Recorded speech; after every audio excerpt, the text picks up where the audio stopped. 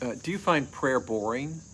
I know that I have, and one of the reasons is because I grew up with the idea that prayer was only supposed to be done at the dinner table and was always supposed to be the same rote prayer every single time. And so I didn't really connect to the power of prayer and my relationship with Jesus and my experience of going before God and being in his presence. Because when you pray, you're entering into the presence of God and you're asking him for things.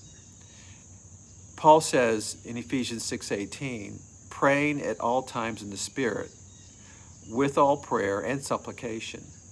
To that end, keep alert with all perseverance, continuing, making supplication for all the saints. Jack says the reason people don't pray much is because ultimately they don't feel it's very important. This is true. People are bored by prayer because how they do it is boring. There is no kingdom purpose in it. So why bother God with all those words?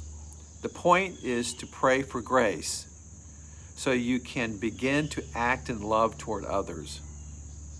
If you are like me, you spend most of your time thinking about what you'd like other people to do for you, including God.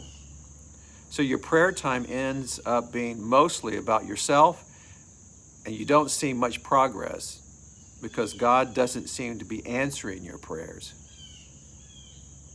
And the times you do pray for others, you're still praying for what you want for them to do for you, or for them as well, for them to experience something that you think you want. But what would happen if in your prayer time you resolve to find ways to serve others by Jesus? So you're actually beginning to think of yourself as a servant, making requests for these people who are going through struggles to enter into their relationship with God in a different way. Pray for the grace and love of the Spirit to take over so that you can be part of God's kingdom purposes for them. Think about how they might be suffering or discouraged or struggling with sin and facing temptation, and start to do battle for them. When you begin to do this, prayer will be anything but boring.